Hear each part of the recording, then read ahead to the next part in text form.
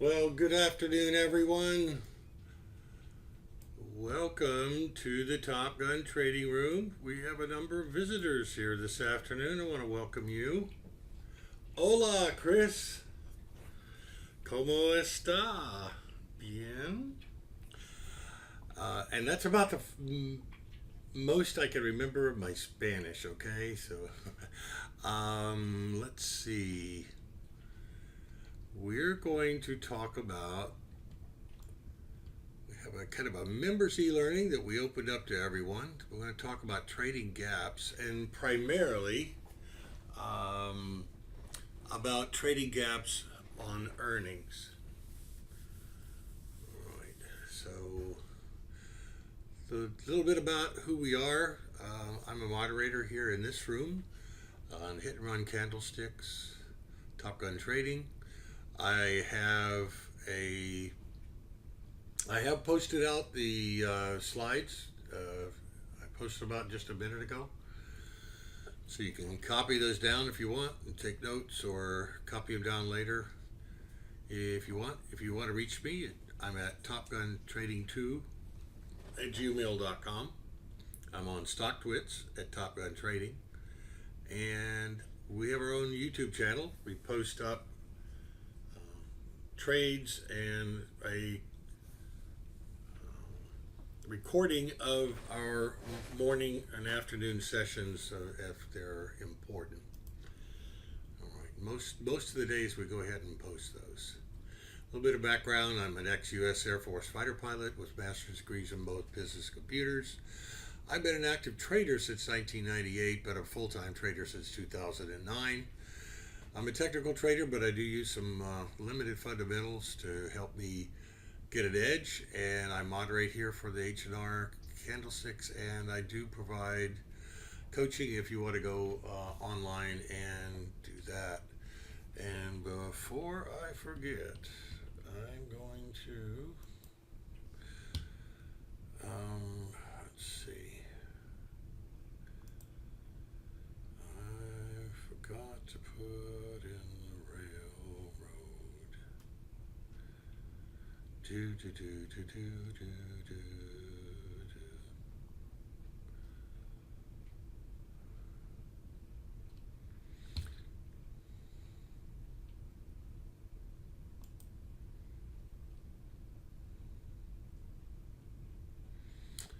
And it's going a little slow. Okay. We have a 30-day trial that is only $14. The PDF won't open for you?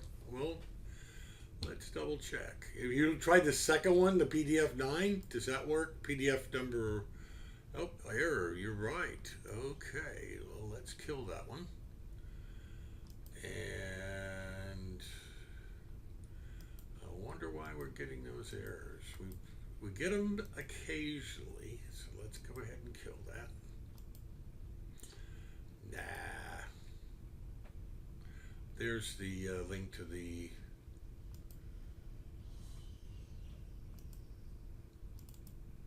okay.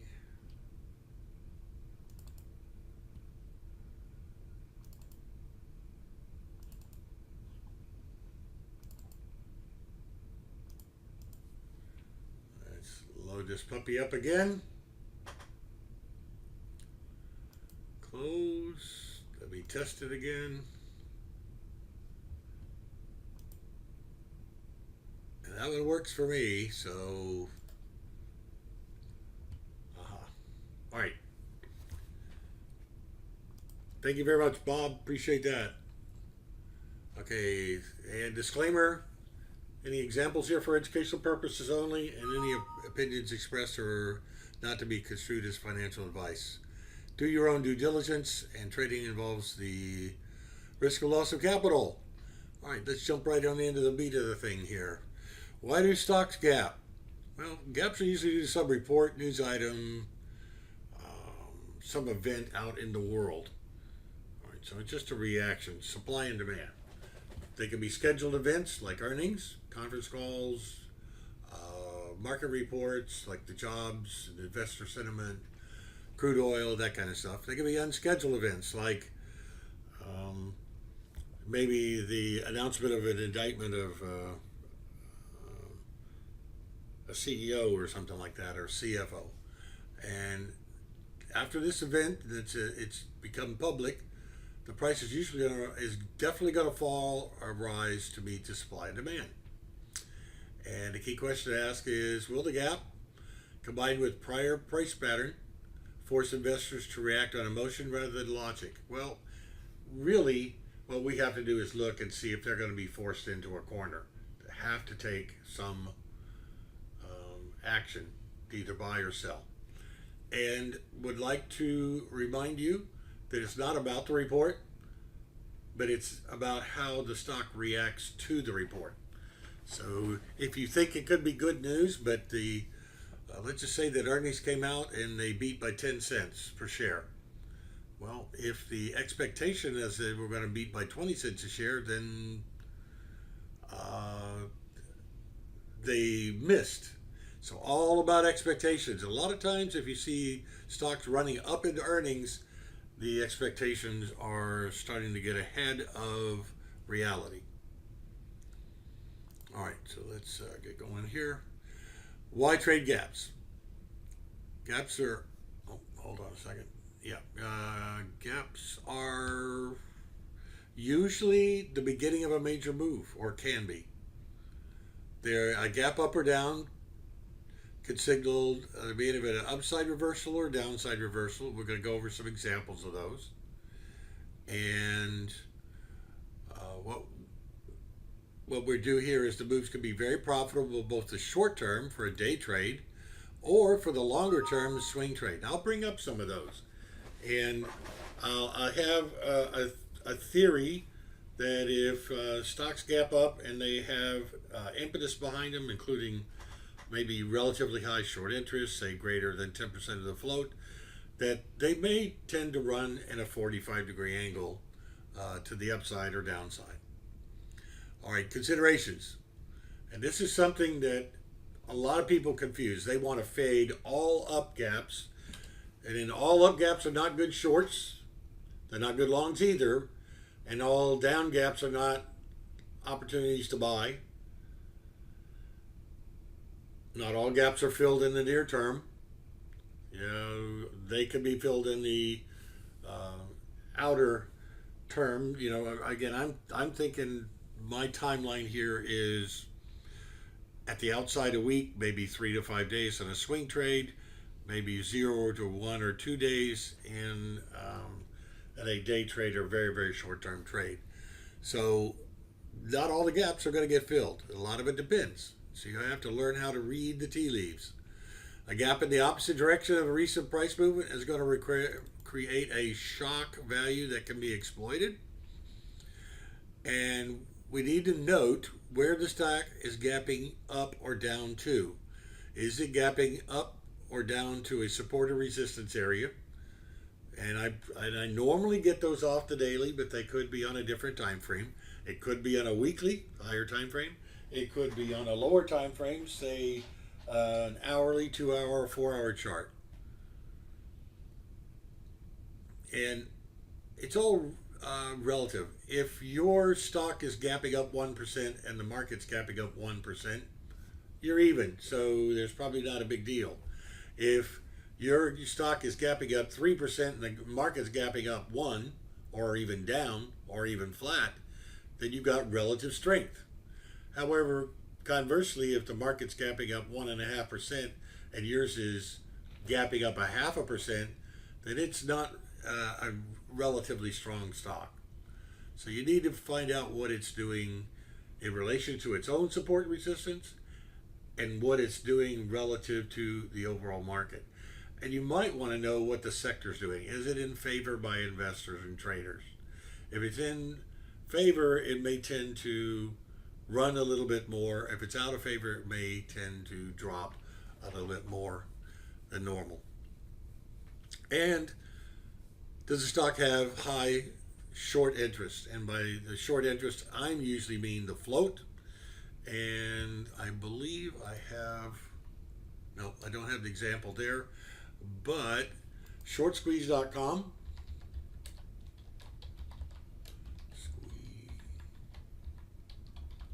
That's one of them, and you can also get information at finviz.com on the high float, the short interest in the float.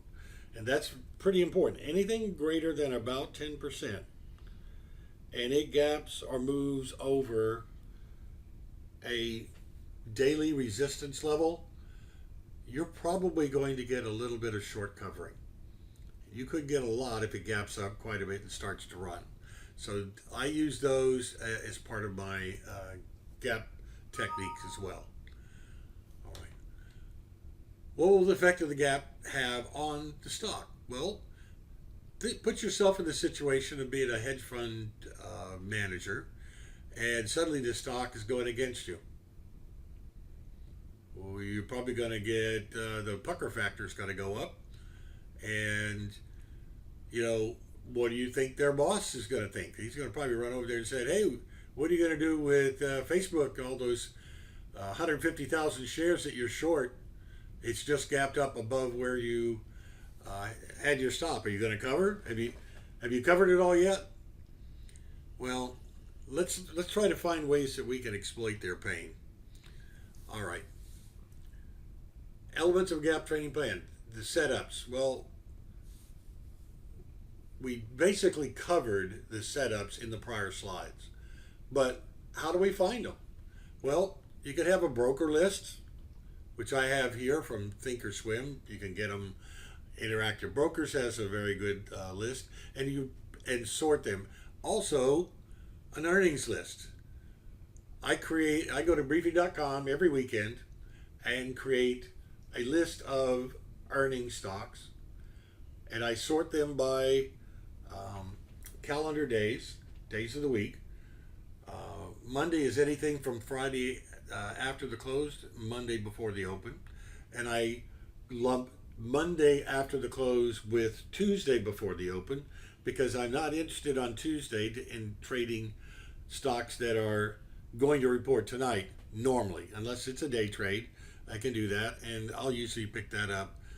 But right now, what I'm trying to talk about is earnings. I lump together last night's with this morning. Last night, this morning. So Tuesday afternoon with Wednesday. Wednesday afternoon with Thursday morning. Thursday afternoon with Friday morning. And I'll show you why and talk about not trading in after hours or pre-market in just a bit, and why I think that's not such a good idea. And you can go to this link for your earnings date, briefing.com. You do not have to be a member other than sign up as a free member. I believe that they required me to do that. No problem. And there's trade management, and this is the entries, exits, stops, the like. That's going to be the focus of this presentation. A good entry will give you profit potential, where a bad entry, the potential is for you to have substantially large losses very quickly.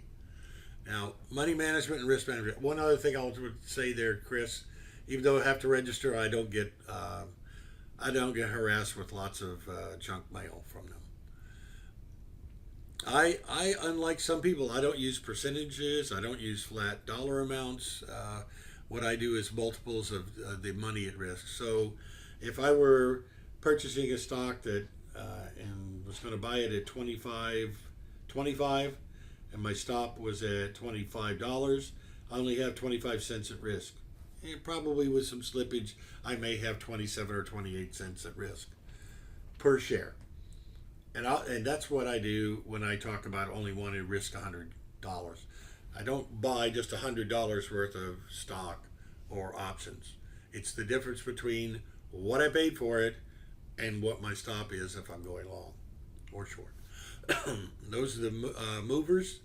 You see this one over here on the left is earnings, and the one on the right was the pre-market movers, and I have both of those up. And the pre-market movers is done for us automatically in Thinkorswim. One thing that does, though, is it shows up. Android has an earnings calendar. Okay. I can sort these by volume. I can sort these by percent. One thing that I do is I've customized my list to use mark instead of last. Last in Thinkorswim is only during regular trading hours, and I want to know after hours and pre-market as far as what it's trading at, and to look at those. So I use mark and mark percent change and mark change. Whoops. What type of gaps we got? We basically have reversals, gap above or below, some consolidation. We have a gap up that it falls, or a gap that it snaps back up from gapping down. Gap and crap and grab and snap. Yeah. All right. This is again an example of a gap reversal against the prior trend. The prior trend leading up into earnings was up. Well, it was up substantially. Was this going to tell you that we had an opportunity for it to gap lower? Not necessarily. What that will tell us, though, is it's probably because it went from 124 to 134 into 3 or 4 days before earnings, that it's probably unlikely that it's going to follow through to the upside in a significant amount unless it has absolutely surprisingly blowout earnings, which doesn't normally happen like that. It doesn't get that far away. So the gap against this trend will definitely give you, on the day of earnings release, some impetus and momentum to the downside on that case for log me in. Crane reported after the bell, after it had run up. It did a high wave doji. A high wave doji is a doji with a very high top wick and bottom wick, both. And this is a doji is a sign of indecision. And whichever way we open and trade and move the following day is where we're probably going to go. Well, duh. Well, we gapped lower the following day, but moved up and closed not so much lower. That's still a lower close. A lot of people would see this as a green candle and an up day. Well, in fact, it's a down day because it's relationship to the prior close. That's the way I use them, and that's the way traditional candlesticks are. So this is actually in a downtrend. When this thing, if you were in the stock, you would have to give yourself and possibly, let's say you were in the stock before the earnings, would this be a selling opportunity, or would you hold on? Well, if I see a doji like that, and I still have some shares, which I don't normally carry over earnings, but if I did have some, I might be considering taking some off the table because it's showing some indecision. I can always get back in, easier said than done, when it starts running, but better to have some in the table. And I'll go over an example a little bit later about a gap up being a gift. What if you gapped up over the prior swing level? You see how I've got the swing levels marked here on the dash lines. And I had the swing level here, and there is an intermediate swing level here around 112. Well, we gapped to about 111, and it ran like a scalded dog for about $4 to $5. Where did it run up to? And these are daily charts. It ran up to about 116 and then kind of trickled backwards. Now, I don't know what it did to the right here. I really don't care.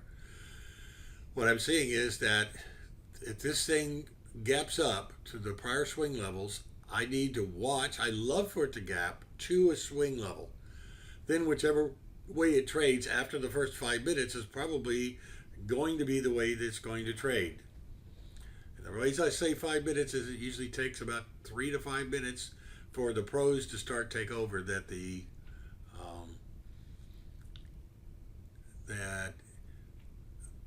the knee-jerk reaction in the first 5 minutes, and that's why I use an open range, and we'll talk about that in a little bit.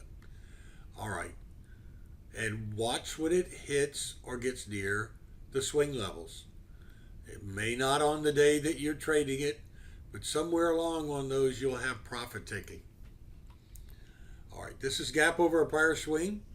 83 and a half was the mark here. Again, on a daily chart, it gapped up to almost 85 and a half, and it ran for about $3 worth. All right.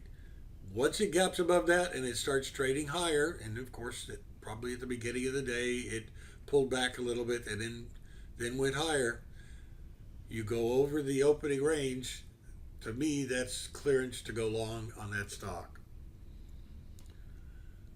Gap under consolidation. We had consolidation here, the trading range from about 17.5 to 19. And it had dark cloud cover on the day of earnings, reports after the bell, and suddenly gaps down to 17. That has a high probability of going lower. Where's it probably going to go to? Probably somewhere down at the bottom here, around 15 to 14 and a half. Well, in fact, in 2 days, it got down to 14 and a half. 5-minute opening range. This is the secret sauce that helps us stay on the right side of the trade.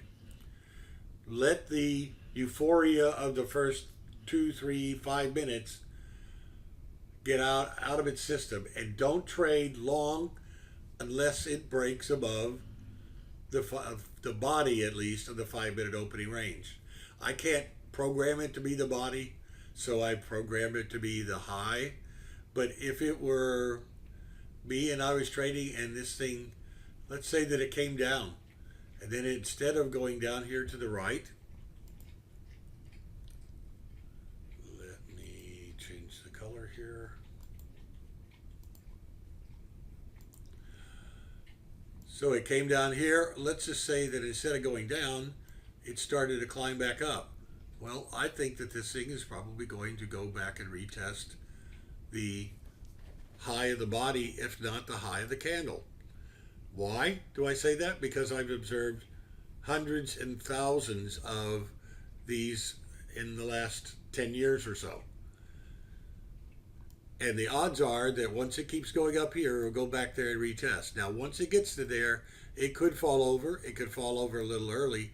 But the odds are that the impetus is for it to attempt to go to that high. Well, let's say that this right-hand side did not exist. Let's just say that this was a green candle.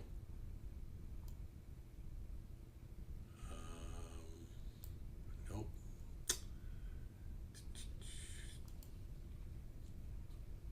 Okay. Let's say that this was green instead of red, and then it moved down, and it started to move up. If it gets about halfway through this candle, and this is just the wick, I'm probably going long with my stop underneath the candle that brought me in. Somewhere around halfway to 2/3 on this candle could be an easy stop.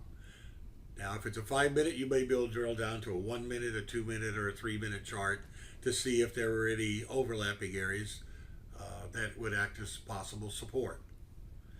But these are just kind of rules of thumb. And when I say thumb, I mean thumbnail. They're crude. But you've got to be able to do these things in very rapid, quick order, because the stock is going to move really fast on earnings. You have to be quick.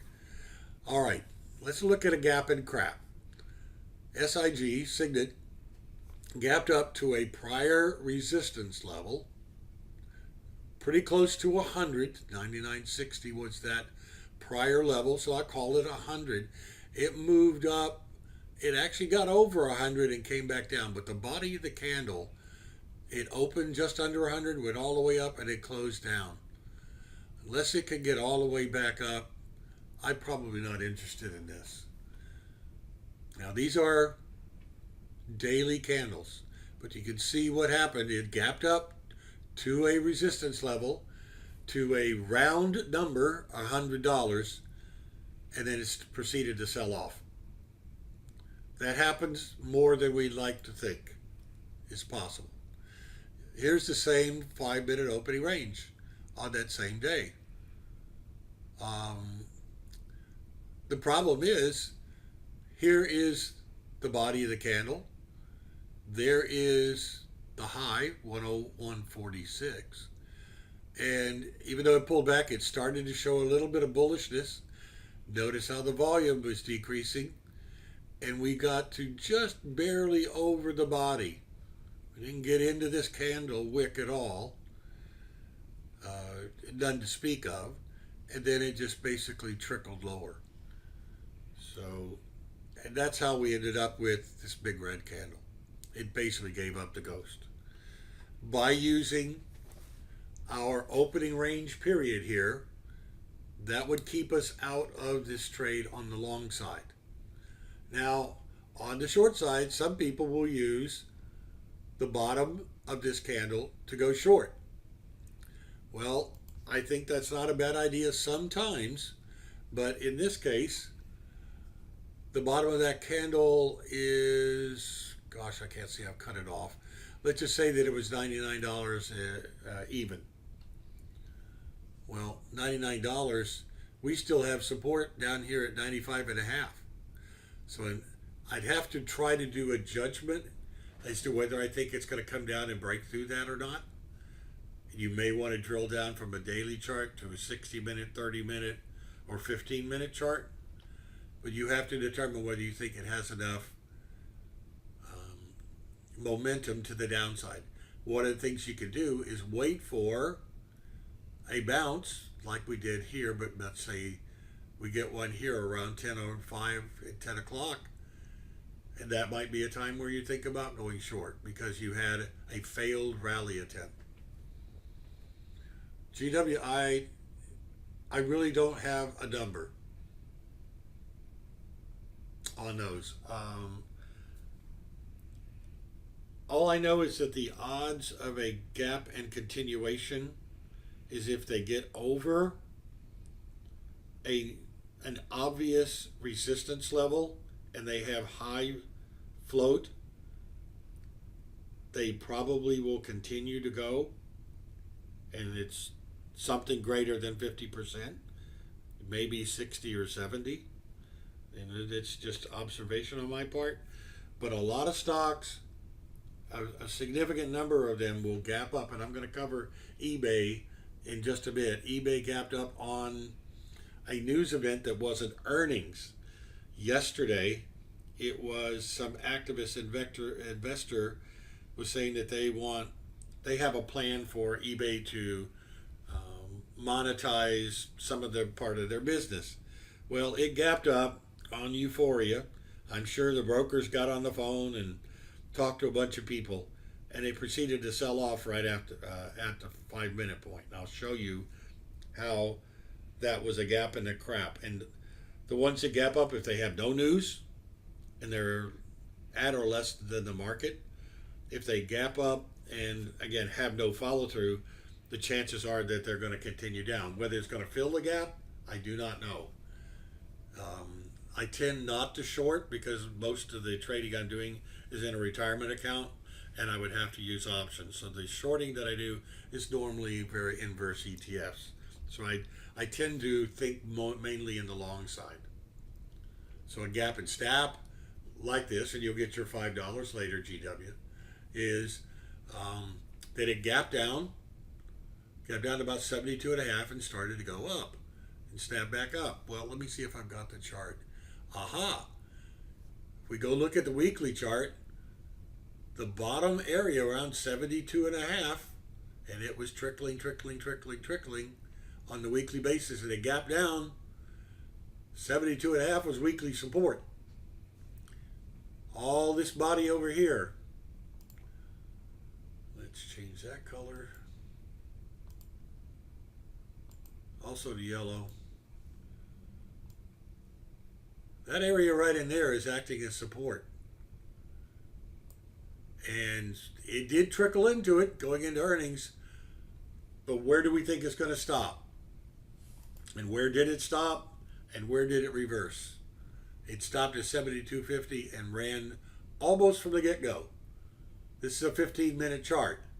So it probably wobbled around here for the first 5 or 10 minutes. Okay, signal of a big move coming. The move up, followed by a gradual decline into earnings, and then it gapped up against the most recent trend. It got over the $27 level, and this signals a swing trade, a possible swing trade coming. And if you look at it, it's approximately a 30 to 45 degree angle up and to the right. And that's why when I see gap ups, if I didn't get into this, I might get in towards either the end of the day or the beginning of the next day when I'm looking for confirmation and ride this puppy up. Because a lot of them, especially with high float short, they can get a 45 degree runner. Day two entries are still okay. A lot of people will say, well, it's gapped up. And then it's gapped up again. This has gone too far. Well, would you have taken from 28 to 31? 28 to 30 and a half? I probably would. Especially since my stop is if it rolls over and goes down below the $27, I'm out. All right. Let's take it down to the next one. Come on, baby. Go. All right, let's do some day trade examples here. I'm going to look at Java. Now, this is quite a while back. Java doesn't exist anymore. Okay, but this is a 6-month daily chart.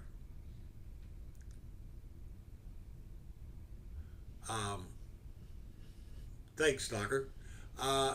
What was happening is before earnings, we had a swing level right around 810 to 850. So I knew that if I could gap up over that or gap up to it, then it would tell me exactly what's going to happen. I would love for stocks to gap up to prior resistance levels, because then if they break above those resistance level, it does. Java still exists, okay? JVA, well, it sure does. It's $4 stock. That's why Critter, because I don't trade stocks under 5. Okay, all right. So JVA, gap up, and it gapped up to over $9. And I went, okay, now I have to come up with a plan. Well, do I wait until we get an open to do that? No. I do this in the pre-market. Java reported, I think, the night before, or at least reported before the open, and I need to do my homework. And if I'm going to make it break above the high of the day, 950, 25 cents, stop 9 1/4, because I'm going to make it break that. If it comes back over, goes over 950. If it comes back down and goes 25 cents lower than that, I don't want to be in. All right, so I'm going to give it 25 cents. So what am I risking? I'm risking 25 cents a share. If I want to risk, and this is an arbitrary number that I chose, that I only wanted to risk $100 in the trade. So that means that I can buy 4 times 25, I can buy 400 shares. Now I can provide you with a spreadsheet here. Give me a second. Share sizing chart based on $100. And if you want to modify it to $200 or $400 or $622, whatever, that is the dollar amount that you're willing to risk. And you look down 25 cents, then you look over to the right, and it tells you exactly how the maximum number of shares that you can purchase and still only be risking that dollar amount, in this case 100. Well, in my case, I took the full 400, but you might in fact only want to do 200 shares because maybe you're thinking that this gap is too much and it's not going to work. You're in an iffy market. Maybe it's Well, maybe you just don't feel it today somehow. All right. The first target will be $10, 2 times risk. The second target, according to the plan, this is the trade plan. Second target is the trailing stop after some sort of pivot or big spike. Now, what does that mean?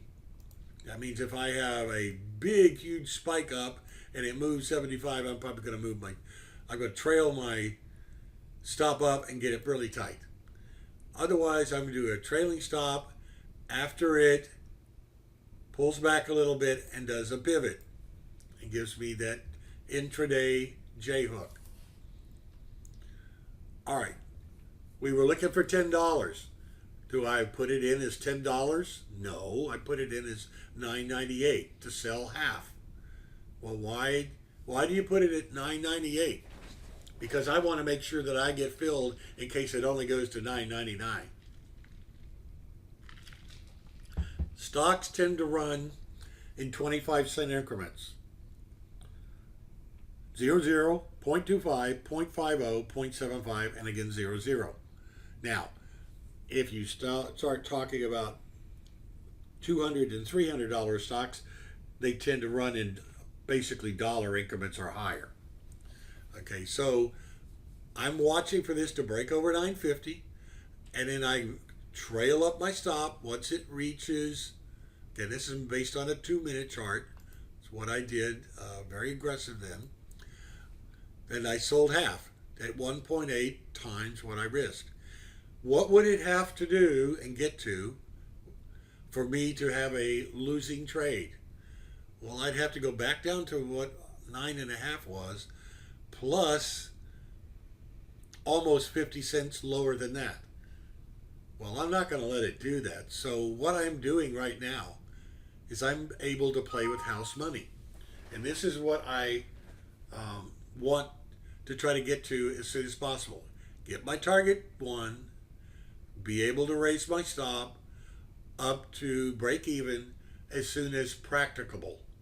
Now, that doesn't mean as soon as possible, because as soon as possible means, well, if it moves to $9.60, I can move it up to $9.50. Yeah, and in the volatility intra-candle, I could probably be taken out as well. So I need to probably stay at least one candle and then some below. And in this case, we pulled back to 975, and I wanted 950. Might be able to move it to 960. Any tighter than that is probably asking to be taken out. If you can't give it that much more, then you probably need to go ahead and get out of the trade entirely. All right, let's look and see what this did on a 5-minute chart. All right, we had our 950 stop. Then we had moved it up to $10 and then to $10.50. We got up to just about $11 because we did a pivot, remember. There's one pivot, there's our stop. There's another pivot, a stop under that. There's another pivot, we can move the stop. I took 200 on the first blue line. I took 100 at the second blue line. That was about 5.8 times the risk, and I let the remainder ride using a pivot trailing stop. And what by pivot I mean, I'm not going to use an automatically generated stop. I'm going to do it manually. And I'm going to take under the pivot, and I'm going to let it pivot again. One could say that this one was possible pivot, but that's a pivot. Now what's happening here is I'm making lower highs right here. From there to there, that's a lower high. That's telling me that the momentum is running out. Now, is it gone? No. We could just go sideways for a little bit and then on. What's happening here? Look at the time. We're at lunchtime. I am definitely not surprised that we ran into doldrums at lunch.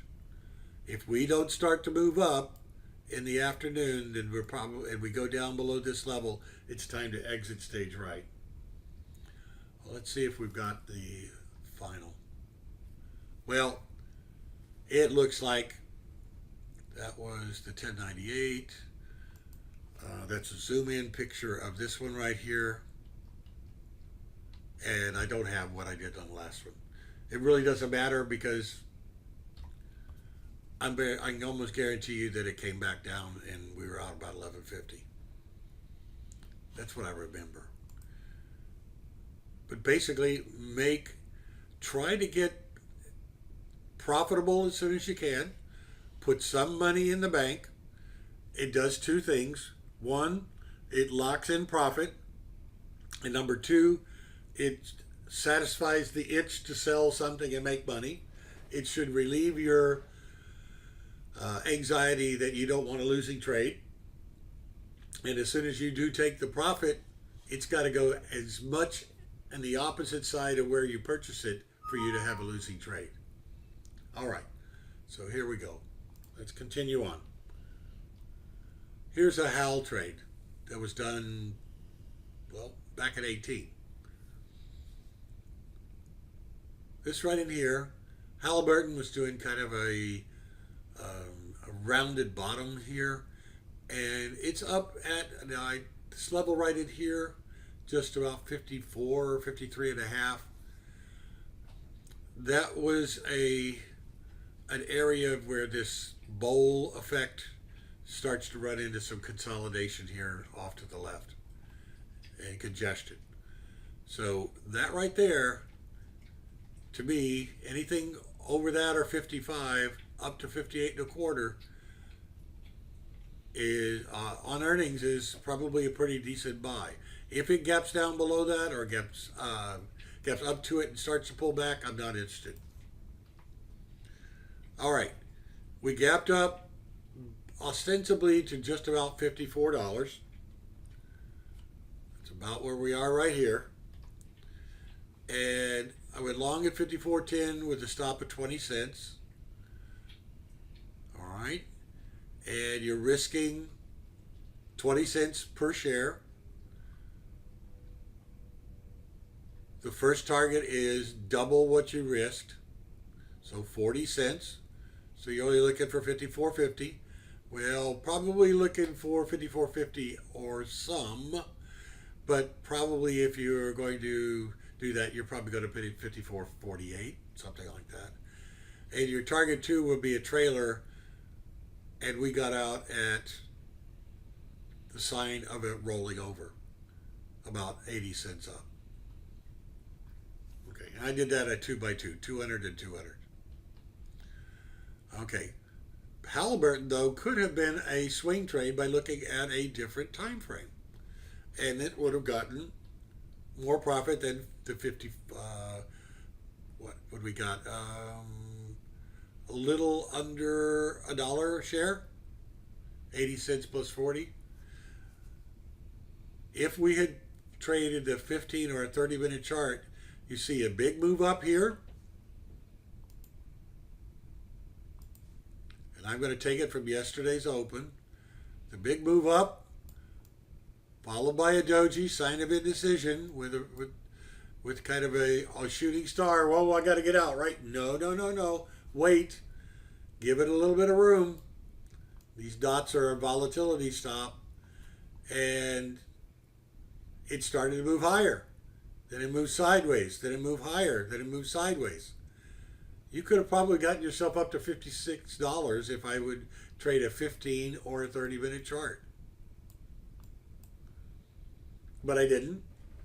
And I didn't want to hold over lunchtime. Again, 11 o'clock, 12 o'clock, 1 o'clock, 2 o'clock. Possibly I could have seen these consolidations and got in between 1:30 and 2. Because this consolidation on a 30 is going to be a consolidation on a 15 or a 5. All right. So don't give up on this stock. Have different time frames and different trade plans for different time frames. All right, let's do a swing trade example. I entered, I believe it was last year. Yeah, February of last year. I can see that up here. On a 15-minute chart, I saw wind moving. It gapped way up. It had earnings and a conference call. Earnings was reported the night before. The conference call wasn't until 12 Eastern, something like 9 Pacific. And as soon as they got into their conference call, it started to move. Well, I'd already been in with an option trade. I think I only had 2 options on this one because it's almost $200. And I had it as a potential swing out 45 to 60 days. Okay. Well, we'd had a pretty good run from this 188 to the end of the day about 195. At $7 in the stock, and if I remember right, I had somewhere in the neighborhood of 40% on the option because I bought in the money by 2 or 3 strikes. And I said, you know what? I'm going to take half off the table in case something happens. I'm going to take a guaranteed money. And guess what? It gaps up the next day, kind of wallows around. And I said, okay, I'm still okay with that money. I'm going to let it run. And there's our daily chart. There was our first sell. Right here, 188. Boom, boom, boom. We're getting fairly extended away from the T line, this 8 exponential moving average. There's a thing called a reversion to the mean. At some point, this might do it. Well, it might keep going because it had good earnings, and earnings propel the stocks. Well, when I see this doji, the next thing I'm going to do is watch what happens on the next day. Don't get greedy. Take profits when they present themselves, if you can. Here's a 30-minute chart of, I think the 22nd onwards. Yep, there's the move up from the long on the green line. Sorry, that's not right. 188, that's the first profit. We were long. Yeah, we were long 188, that's true. Okay, sorry. We took profit at 195. So we had profits at 195. It goes up. It kind of wallows around, but it doesn't go below 194. It's looking okay. And then somewhere around noontime on that third day, the Friday, news hits about Stevie Wynn, the CEO. And I don't remember exactly what it was. He might have been accused of doing something nefarious. But in a 30-minute candle, this thing plummeted. I didn't have to let it get all the way back down to the 188 level for me to get out. As soon as that news came out and we started trailing down, it's time to get out. The options, all the premium got sucked out. I didn't make a whole lot of money. But what kind of money would I have not made if I hadn't sold at 188? All right. So the idea is, if don't necessarily sell at the first sign of weakness, but take some profit off the table when you can. And when you can do that, then if you get something like this go against you, it'll soften the blow. All right. Do not initiate trades in the after hours. Way to go, stalker. Okay. What happened here was that they reported earnings and it zoomed up. And this is Align Technologies. And it went up. And when did it start its reversal? As soon as the conference call happened. Well, this happened to be after hours. This is 1600 to 1630. You had a reversal here from up when it went from 270 to 300 or 297.99, call it 300, and went all the way back into a negative. Now, when it opened the next day, it was actually down. If you buy in the after hours, you're asking for trouble. If you buy in the pre-market and they haven't done their conference call, I also say you're asking for trouble. You get a lot of these reversals that happen. Some of them are corresponding with the conference call, and some of them are just the euphoria of buying is done. All right, let's go over some recent examples. And the first four up here are recent examples of 5 minute opening range highs that actually worked. Let's go to a 5 minute chart. There's today. 5 minute opening range.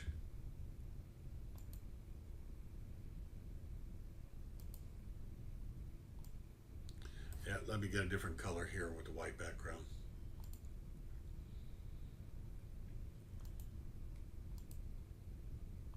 Let's see if green works. What I'm looking for is a move above this body of the candle on 5 minutes. If I can't get in there, another possible buying opportunity would be the breakout of this continuation pattern. And a continuation pattern, one of them is what I call a 1, 2, 3 pattern.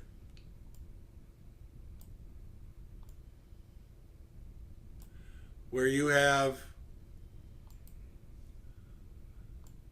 the first candle there, wide range bar, some doji-like box. It could be a green box, a red box, or an absolute doji.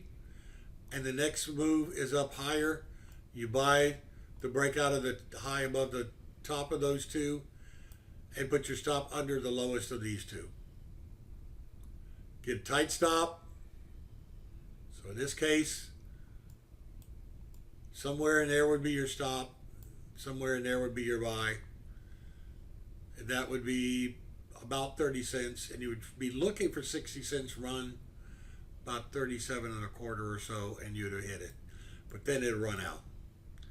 And then you either use a trailing stop of some sort by candles or volatility stop, however you want to decide how much room you're going to give it. But this 5 minute opening range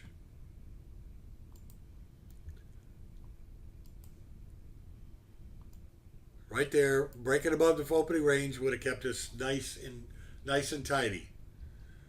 Let's look what happened to IBM.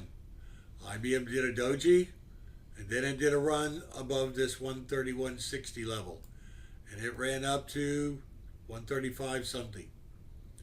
Where would the stop have been?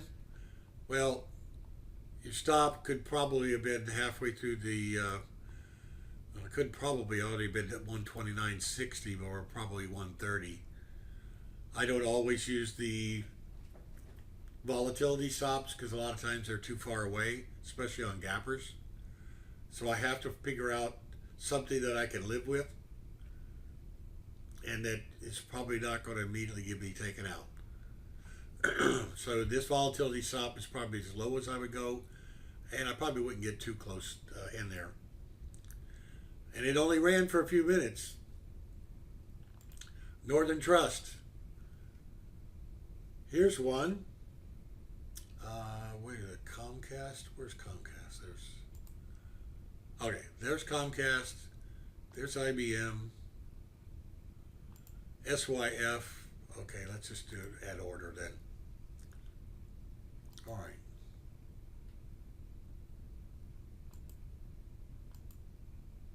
Come on. Did we take out the 5 minute high? No, didn't even come close.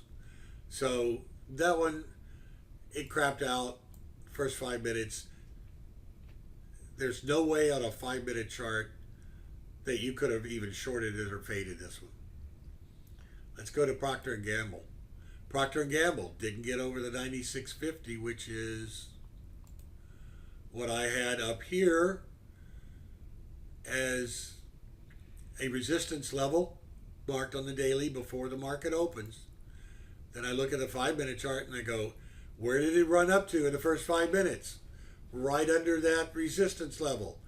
And then it kind of wobbled lower. I don't know where it's at the moment, don't care. Synchrony Financial, we were stalking this one for a long. Didn't get it. Why? Because we were looking for a break above this. The markets had gapped down. The markets were showing some sort of weakness. And it actually rallied up to this level about half to 2/3 of the candle and gave up the ghost. UCBI, perfect 5-minute opening range, and it basically rode the T line up until we are right now. And what I'll do normally on the trading here is when I get to about 10:30 in the morning, I go to a 15-minute chart and I trend trade off the 15-minute chart if I'm going to let it ride. United Technologies, it broke above the 5-minute opening range, got up, probably didn't hit first target. We weren't in it, and obviously came out and stopped out for using the volatility stop at 117. But more than likely, if you were smart, it came up there, it pulled back, you'd probably be up about where you got in. TD Ameritrade, gap up and crap out. Clovis, let's look at Clovis. This on a daily. Want to show you that it had 25% of the float short.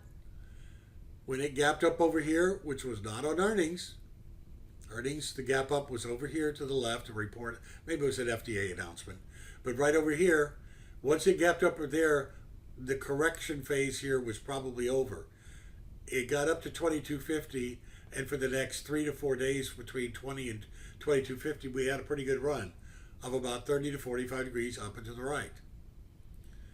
Could have probably bought early in the day and anticipating that it's probably going to break through 2250. Trading is about probabilities, not, 1 plus 1 sometimes equals 11. Fast gapped up above this consolidation here over to the left in January, and then it was fighting this congestion over here. But once it got over 56, there's almost nothing to stop it.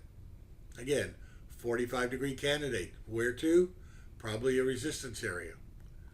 Government Motors gapped up on its earnings. 45-degree runner. Where to? $39. I had $39 marked up when on the day that it did the gap up.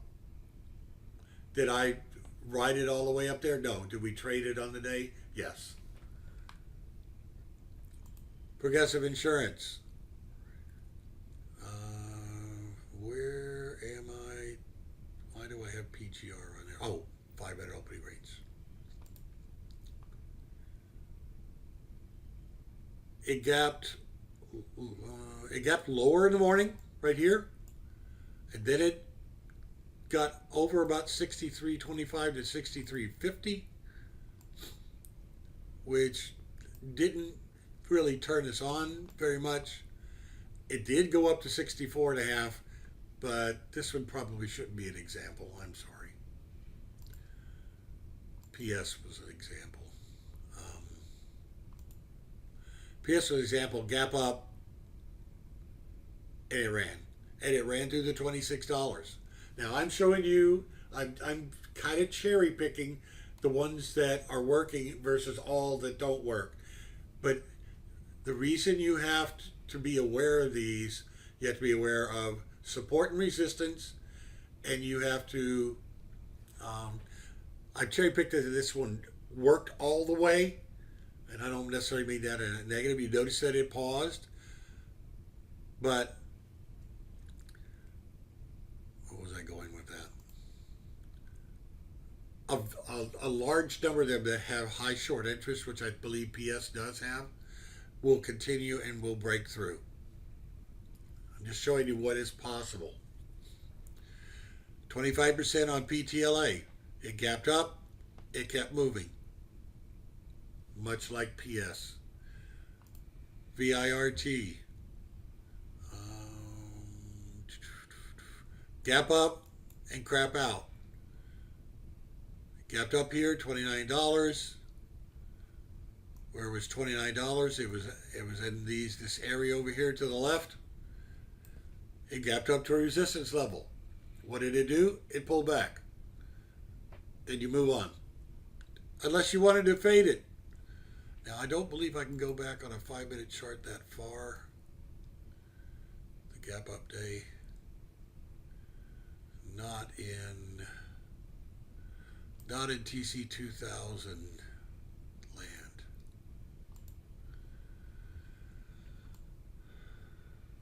I can do a 10-minute chart, and that's basically it. Gapped up to 29, went down, pulled back up, didn't get more than 50%, and basically gave up the ghost. All right, go back to the daily.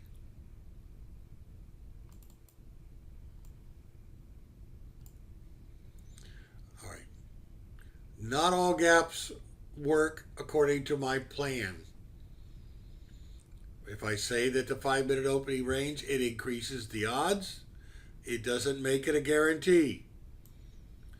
Trading is an art. You have to determine at what point price movement will tell you that you're wrong, and exit the trade when you see that pattern develop. And when you see it going in your favor,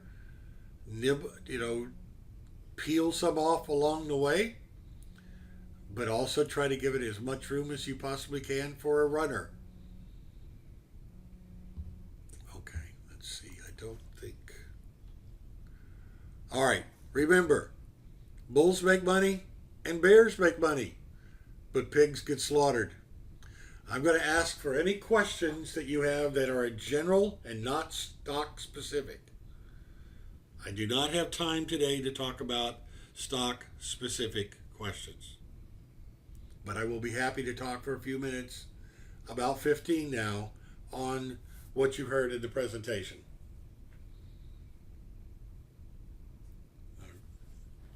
I'll wet my whistle while you guys are typing, maybe.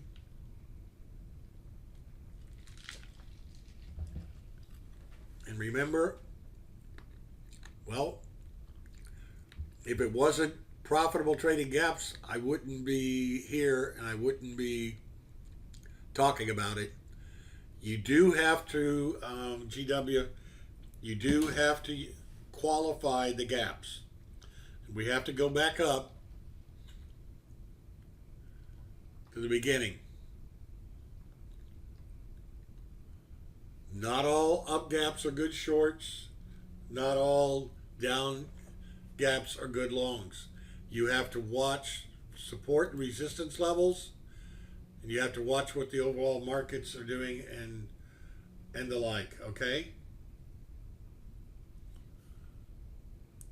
And if you get a gap up over a prior swing level or obvious congestion level, and it has high short interest, which one did we see had the high short interest? PTLA. It gapped up, but it didn't gap up over it. I'm trying to remember, but it actually moved against it. It did a short covering rally. It gapped up above the 50.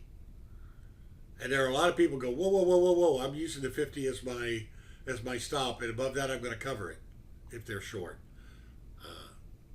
I don't know. I mean, but there are some that are out there that gap up above the swing levels and have high short interest. I'd love something that gaps up and has high short interest. Okay, Chris, let me show you. Okay, I'm going to show you on one and then move to another. All right, let's look at right here, plural site.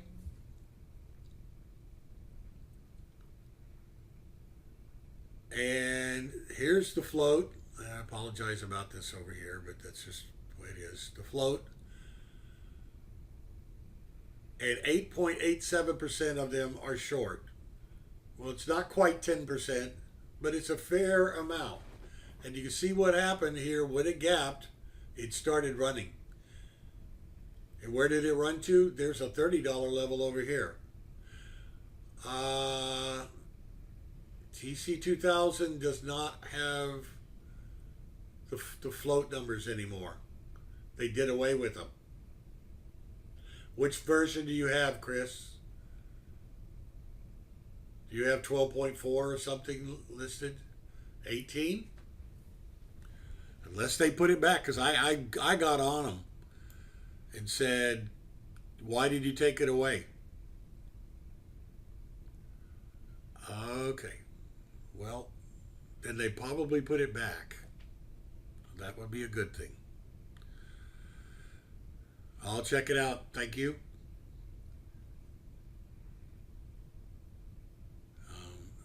Outstanding short float 59.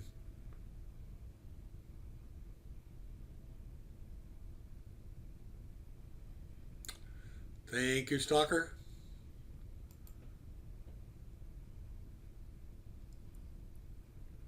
There are a lot of reasons why stocks will move.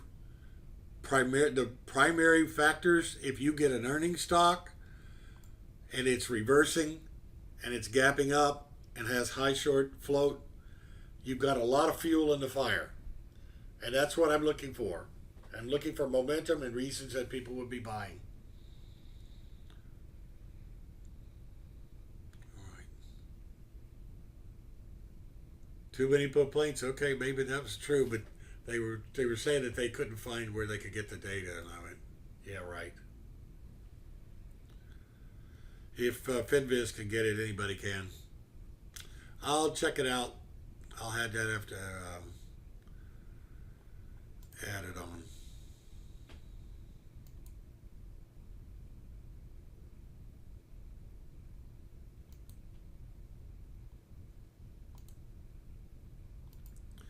Let me put latest. Wait a minute. Whoa.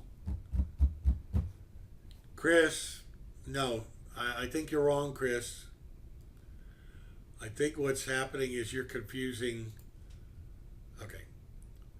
You're confusing the latest float with the percent. There's outstanding, and there's the float that says on Pluralsight. Let's go to PTLA. Well, then I go to Pluralsight.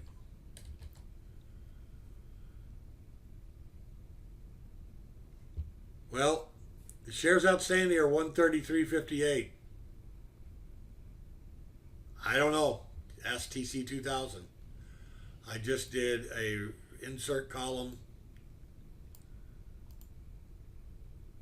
and when I type in latest, it says latest float, and PS 125.6. That's not right. See, but I'm not interested in the float. I'm interested in the float short. See, it's not the latest float that I'm interested.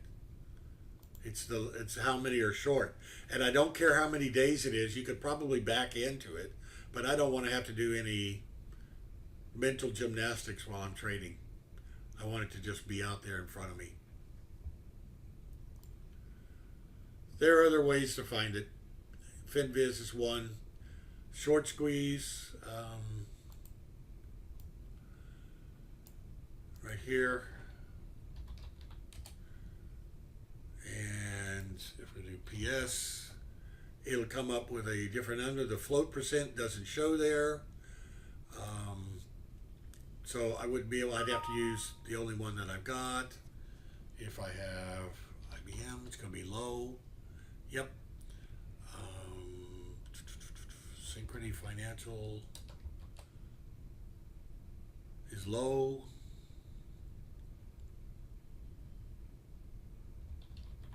I think Zion is high. Yep, Zion is high, but Zion today,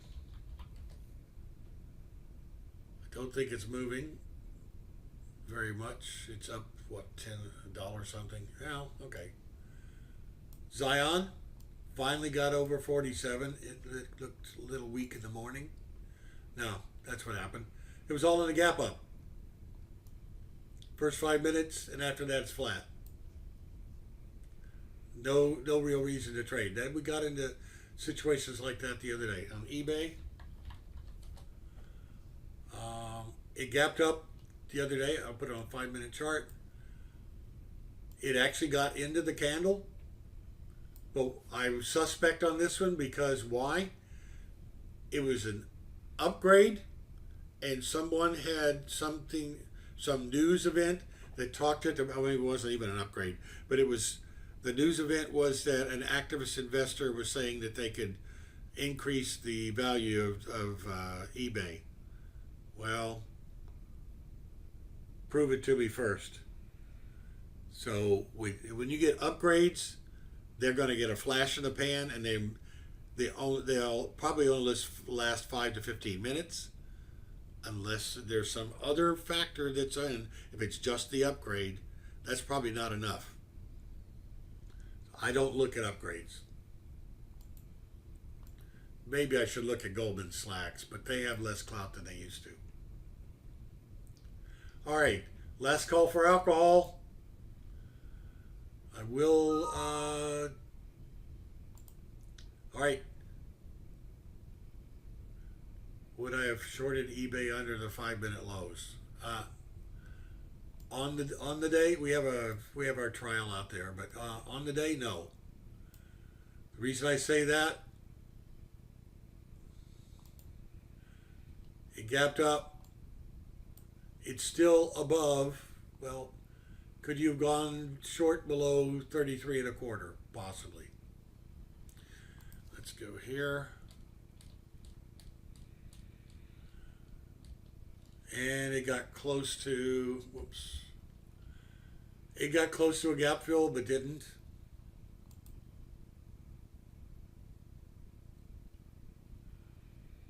Go look at the daily chart. Gapped up to resistance, but when these gaps happen and you've got my balance of power and the volume was there, it wants to go back up and retest that at some point. And the answer is no. I don't normally short stocks that are in an uptrend. This is an uptrend before it gapped up. Could this have been a good trade if the prior direction had been down? Possibly. If instead of going up, this had been going down and then gapped up, might have been a whole different story as far as going along. It might have worked. You just have to take everything into account. All right, we're going to call it a day here. I need to press off, and you guys have a wonderful day. This recording will be rendered and posted later this evening on the website. Let's get the website out there for you guys.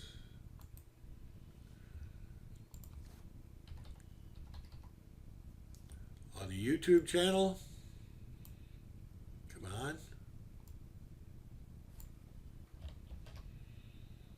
You're welcome, AG. And feel free to sign up. It's free. And I post regularly out there, and my stock Twitch handle, I put more out on stock Twitch that is favoring swing trades than day trades. All right, so take care.